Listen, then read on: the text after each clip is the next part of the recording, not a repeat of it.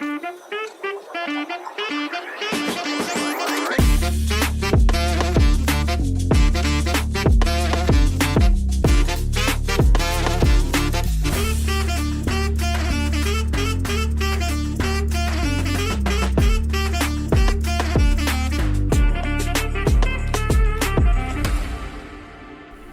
right, everybody, welcome back to another episode of Holistic Hustle.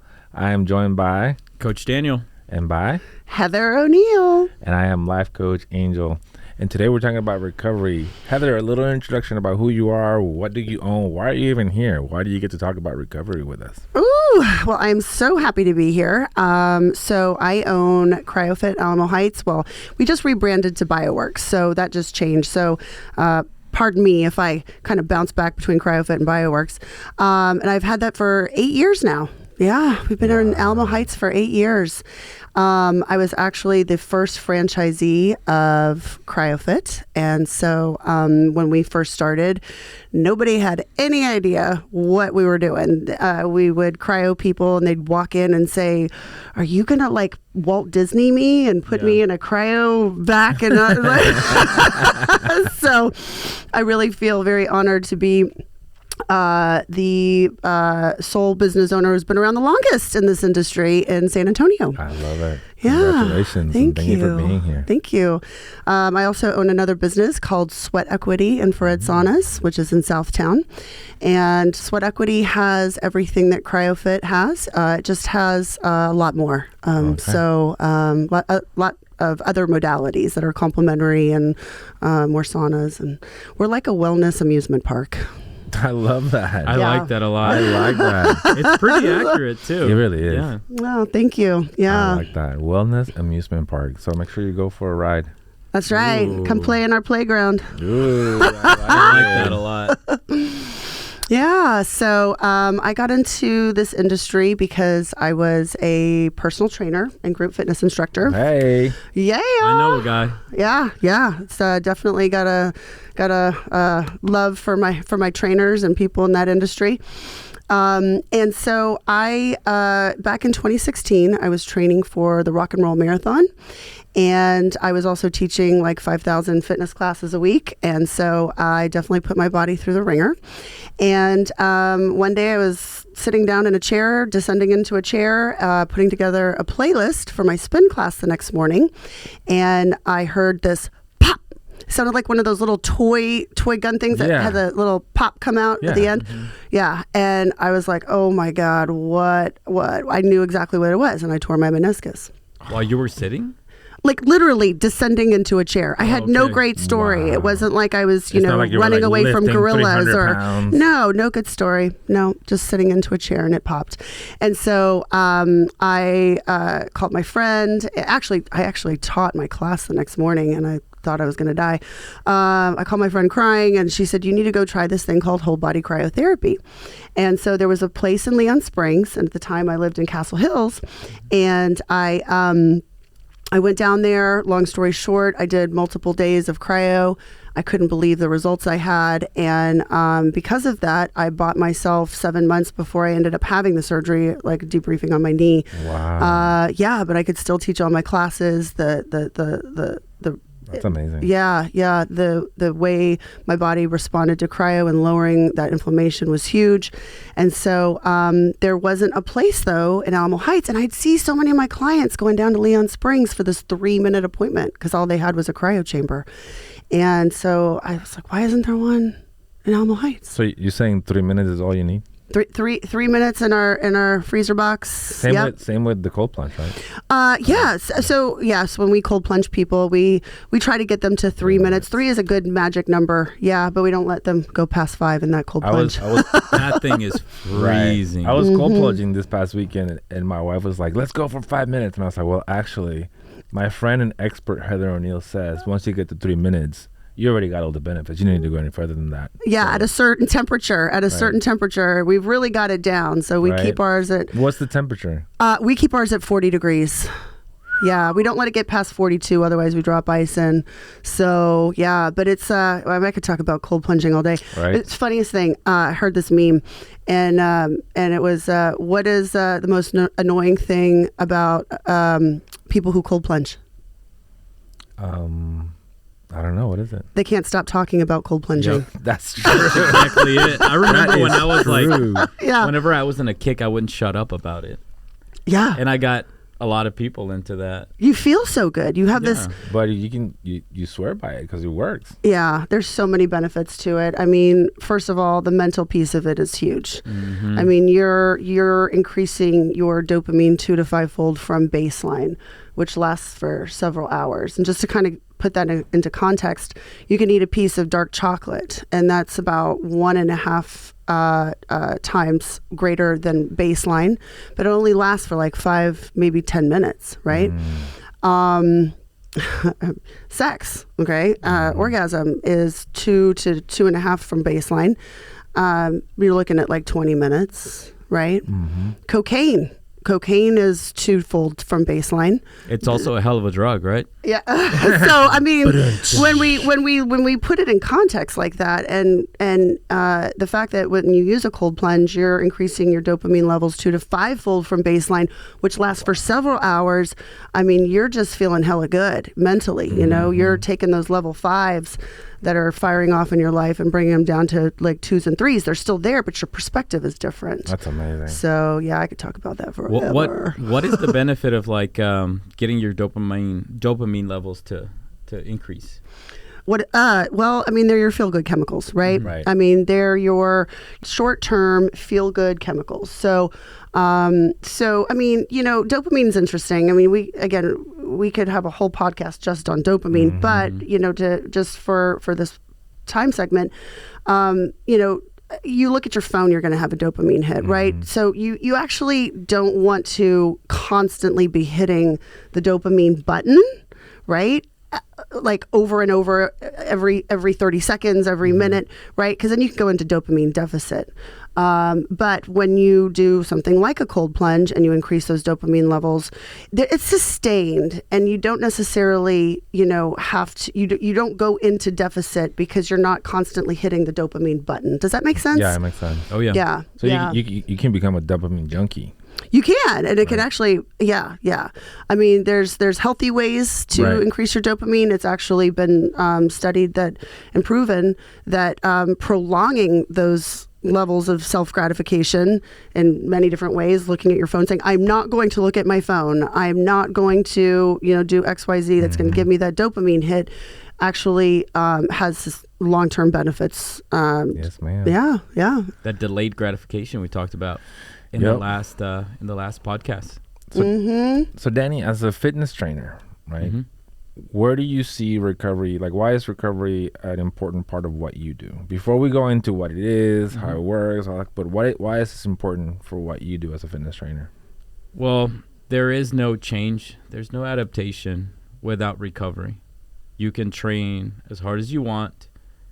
You can eat all the right foods, but if you're not sleeping well and you're not giving your body the proper time to reset and do almost like its bodily functions that it needs to do, and you're not going to repair. see benefits. Yeah, the repair, you're not going to see, you're not going to reap the benefits long term.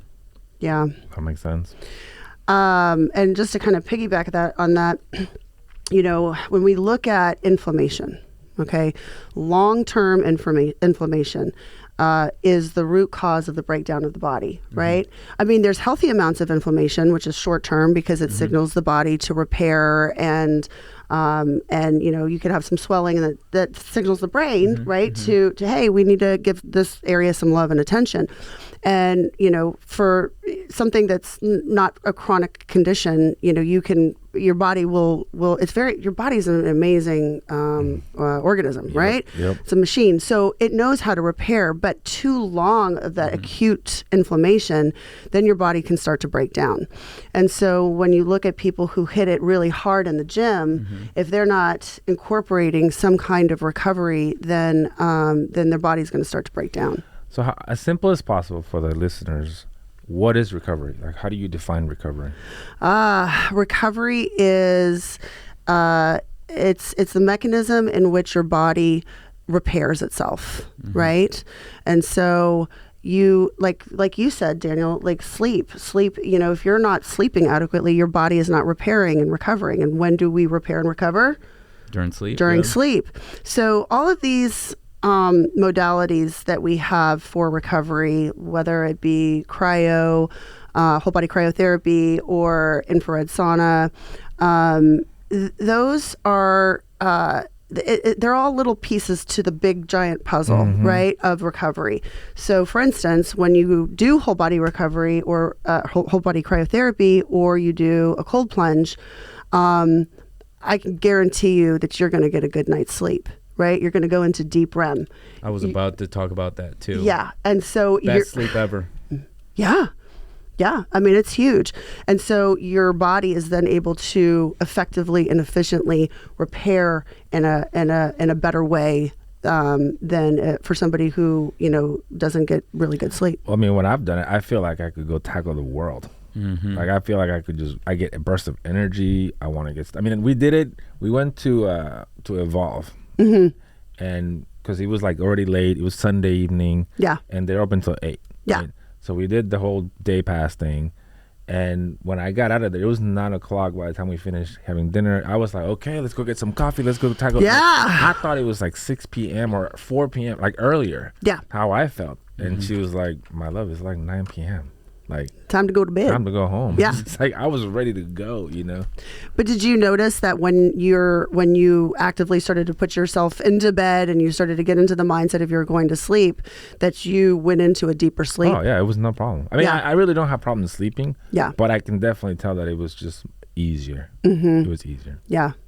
When I think about recovery, yes, sauna is great, and it has its place for recovery, but really like looking at like cold therapy for specifically for people who train hard, who are athletes, that's kind of the sweet spot. Or even looking at contrast therapy, which is sauna plus cold plunge.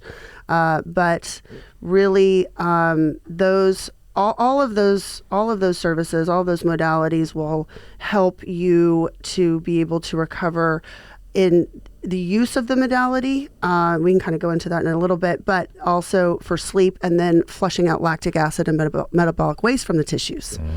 So yeah. So if I'm in the gym, if I'm working out, I have a pretty consistent routine. What benefits am I going to notice if I go into recovery practices versus not? Well, lactic acid buildup is a thing. Right? If you're training hard, if you're lifting heavy, you're going to have a buildup of lactic acid. And you want to, when you use cryo or cold plunge, you are shortening the duration of time that's needed for rest between workouts. So there's a plus in that regard. But also, you have to think about this too as like, the bigger picture of it all, or actually narrowing it in, what is hormetic stress, right? We could get into hormesis. Hormesis, yeah. Oh, that's another podcast episode, right? Oh yes, absolutely. I would love to have a podcast on hormesis. Of doing something hard. Yes. The body adapting and then. And then becoming resilient, right? Yes. Physically, emotionally, mentally too, right? Yes. So let's just kind of break this down for, a couple minutes. If you're only having one type of hormetic stress on the body, if you're only lifting weights, right? That is initially, yes, your body's going to respond really well to that hormetic stress, right?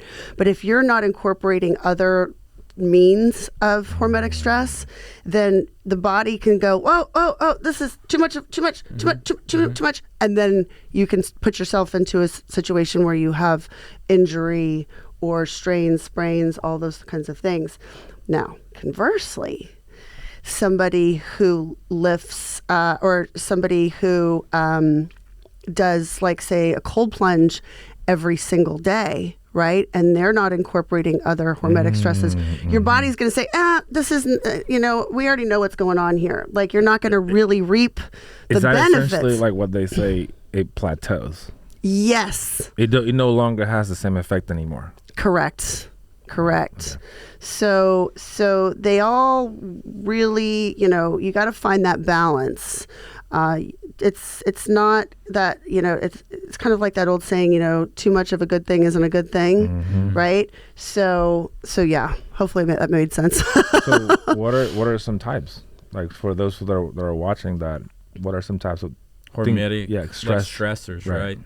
Well, the one thing I wanted to mention is that like people become fanatics of a certain thing. That's true. Right? So you have the people that are like you said, diehard lifters. You have the people that are like all about cold plunging. Then you have people that are like extreme, like ultra endurance athletes, or even endurance athletes in general. You got your runners, your cyclists, and then you also have your yogis, right? That do nothing else besides yoga, right?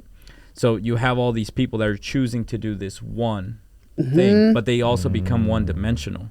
Oof. Right? So in reality... I love that. So juicy. Oh, it was so good. But in reality, it's like, can you like sprinkle in many different things, right? So we know the benefits of weightlifting. I think that's something that everyone needs to do. I'm a little biased because I do that for a living. Maybe not. I agree with you. No, I agree with you. Like weightlifting at least 2 to 3 times a week. You don't have to do something crazy. Just do 30 minutes 2 to 3 times a week. Be effective. Keep it as functional as possible. Yeah. That's like the number one thing to do. And then also look at your respiratory endurance, right? Your cardiovascular capacity too, right? So how's your cardio? Can you like walk for 30 minutes straight? Okay, great. How can you take it up a notch? And it's this awesome thing too, because you take people that if their bones, their joints are healthy enough, they're gonna want to challenge themselves, right? So you have the walkers that want to progress, and they want to start trying on a weighted vest, right? Because they see the benefits of a greater challenge and also like improving bone density. Right, and they don't plateau. They're constantly out of that plateau. So and then they eventually walk, and then they eventually run, and they take it up a notch. So you got your weightlifting, and then your strength. Weightlifting, strength, and then you got your cardio.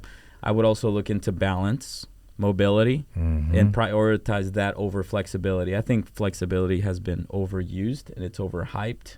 I think it's more about how your body can move. And in a functional way. Yeah, in a functional way, to pick up things, do things for the rest of your life. That way, you can have a better quality of life for the rest of your existence. That reminds me of a concept of vertical progress versus horizontal progress. So when I hear you say one-dimensional, I think of like one track, and I'm making progress in a vertical way. I'm making progress. There is progress, so I'm doing like this. But when you say adding more dimensions, now I'm making progress this way.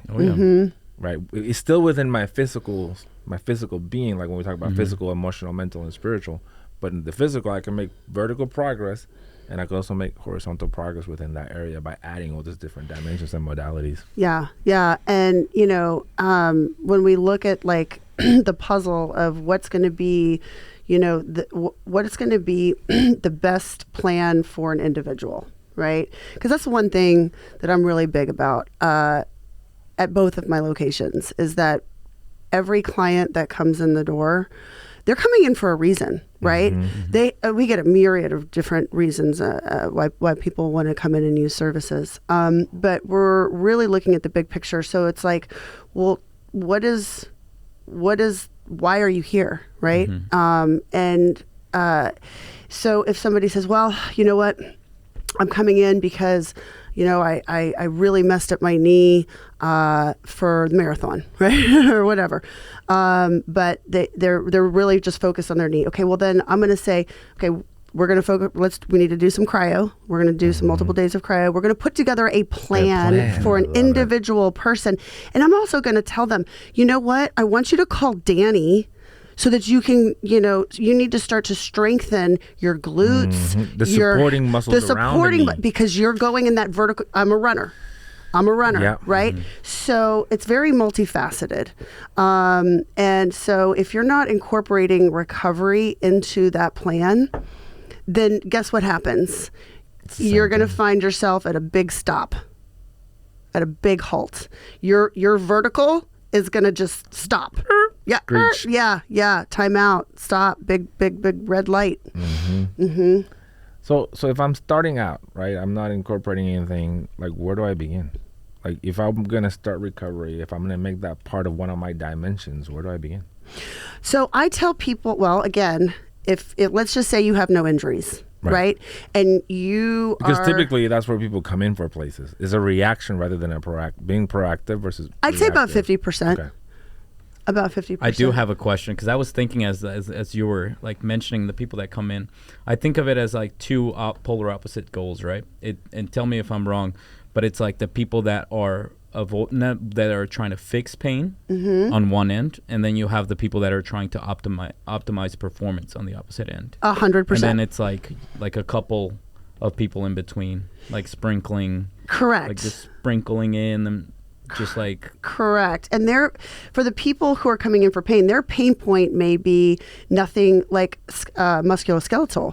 It could be their pain point is an autoimmune disease, right? So that goes into a whole another side point. Their pain point could be, they're trying to detox from toxic mold, in a sauna. So there's different pain points, right? But you're correct in saying that there's the performance optimizers, and then there are the people that are trying to fix a pain point. And so let's just say, Angel, that you were coming in and you were like, you know what? It's New Year. I need to really start taking care of my physical self. So I am going to weight lift a couple times a week. I'm going to do cardio once a week. But so-and-so told me that I need to take care of my recovery.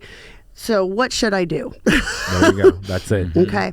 So my recommendation to somebody would be incorporate one cold treatment a week, one hot treatment a week. If you're going to do a sauna, if you're going to do contrast therapy, do that twice a week.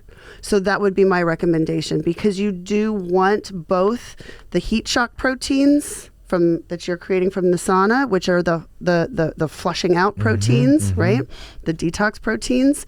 And then you want the cold shock proteins, which are the repair proteins. So both of those work very beautifully and synergistically with each other. I love that. I do love contrast therapy. And it's like, and it's really counterintuitive, right? Something like contrast therapy. Because we want to avoid pain. This is what we talked about in one of our past episodes. We as human beings want to avoid pain. Or discomfort. Right? Yeah. But yes, discomfort. So you're telling me that in order for me to see changes and make my life better physically, mentally, I have to do this difficult, on purpose thing. And be intentional about it. 100%. Yeah, I mean, we weren't created to live in 72 air conditioning at all times every single day with a recliner couch and, our Starbucks. It's just, that's news to me. Our bodies. You're busting my bubble. I mean, you want to shorten your lifespan, just keep doing that. Right. Good point. You want to stay in your comfort, well, you're shaving off years off your life. It's like the movie WALL-E. Did you see the movie WALL-E? Yeah. No, I haven't seen that. Well, they end up in this like flying like recliner chairs that give them everything they need, drinks, food, and they don't have to do anything. And entertainment. Entertainment, everything. And you're just in these reclining chairs that fly everywhere. Oh, God. I mean, they're all obese. Oh, yeah. That sounds... Whoa. What you think of the modern human, like just think of a box. Like you're in a box when you wake up, right? You're in your room. Yeah. And your room is in a box in an air-conditioned house, right? In a box. Yep. And so this modern human in the first world country too. I just want to mention that, right? In case somebody comments, hey, that's not how everybody lives. That's not my world. Yeah. Right. So then you have your box, and then you get in a box with wheels to go to another box, which is your office, and you sit in a box, which is your cubicle, and you stare at a box, which is your computer that you're working on. You work 9 to 5, nothing wrong with that. You clock out, you leave your box, you hop in your box with wheels to get back in your box. That is your home. And then you do the same thing. Rinse, repeat. Yep. And that's like 5 out of your 7 days of the week. Just like that. Yeah, that's you're definitely not going to you're definitely not prioritizing your lifespan. That's for sure. I know, just to kind of go back to that too, that's really what hormetic stress is taking yourself into a discomfort, taking yourself out of those comfortable situations. It's an intentional, slight, temporary stress on the body that produces a myriad of benefits. I love that, Brick. Say that again. Please. Okay, yeah. A hormetic stress is a slight, intentional, temporary stressor on the body that produces a myriad of benefits for longevity. You heard it here, folks. And doesn't that help you with like the chronic stress, right? You put yourself through intentional stress, put yourself through that hormetic process, and then you can handle a boss who's a pain in the ass, the coworker that's just like, oh, I love the same this topic. way, or like developing that mental muscle, but you're doing it in a physical way. Yes, absolutely. Well, because they're connected. They're connected. Yeah, I mean, it all comes back to the vagus nerve and training the vagus nerve. If you have an untrained vagus nerve, then anything can set you off, right? And how do we train the vagus nerve? Through hormetic stress. And that's going from your sympathetic nervous system to your parasympathetic nervous system.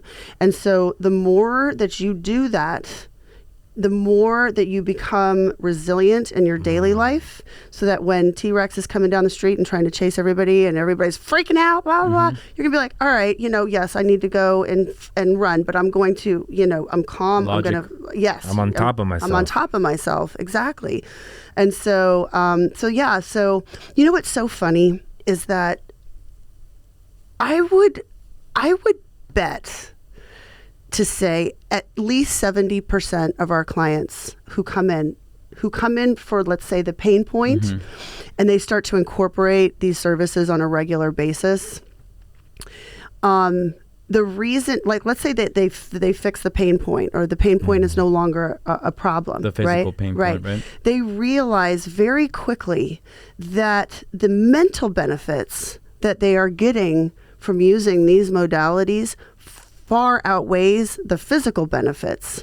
It keeps them being able to optimize their physical more because their mental is stronger. So it's like it really is so incredible. It all feeds into itself. It does. And I tell people all the time that we subconsciously and unconsciously make decisions, big or small, based on how we feel. So if we feel like crap in our bodies, we're going to feel like crap in our minds, and then we're making decisions, big and small, based on how we feel. So flip that around for a second, right? If we're feeling better in our bodies and we're feeling better in our minds, the decisions that we make are going to align with that. You're going to probably say to yourself, I'm going to go outside and take a walk, as opposed to, I'm just going to go sit on my couch and have some wine and a cheeseburger because my day sucked. Yep. No, I feel good. I'm going to be active. I want to go to the gym. I want to find a trainer. I want to, whatever. So, yeah. Well, I have a quick little story about recovery. Like, I play volleyball on Mondays. I work out 3 times a week. I play volleyball on Mondays. Oh, wow. And I hurt my hip flexor last Monday on my left side. And at 3 in the morning, I woke up with so much pain. And what did I do? I immediately went into the living room, did all kinds of hip flexor stretches. Wednesday, I had my training with Danny, which was leg day. We couldn't do leg day, but we did a whole bunch of stretches and functional stuff on it. And then I was better. Self-myofascial release. The foam rolling. Yep. Yeah. But it was because I knew what to do. I know, okay, I got to go into some recovery practices to take care of my stuff. And then Monday, I played volleyball. Yesterday, good. No issues. Yeah. I mean, knowledge is power, right? Yeah. So if you know what to do, then, you're going to be proactive with that. And I it's unfortunate because a lot of times I see people who, like, when they come in and they're like, yeah, I injured my shoulder playing tennis or my elbow playing tennis 2 months ago, and I've just been living with this pain, and it's still there, and I keep pushing through it, and and so I'm like, okay, let's slow the roll down here for a moment, and let's like really just focus on recovery, and because you're just going to keep making the problem worse, and so we'll get them in. Excuse me. I would recommend somebody do like multiple days of cryo, as well as self myofascial release, stuff like that, but. Yeah, so it's great that you knew how to hold on, how am I going to fix this? Any last words, Danny, before we take off? Well, I just think if you want to get better as a human being, yeah, you can do all the right things, right? You can work really hard in the gym. You can work really hard at your job. You can go 100 miles an hour. But if you don't prioritize your recovery, it's all gonna crumble down. So sleep, proper, taking care of your tissues, doing things like sauna, cold plunge, and just taking a step back. We're really big into meditation. That's another. Oh, we should have another podcast. There is another one. There is one coming up. Please let me come back. Yeah, but you can go hard, but never forget your recovery if you want to be a better human being. Amen.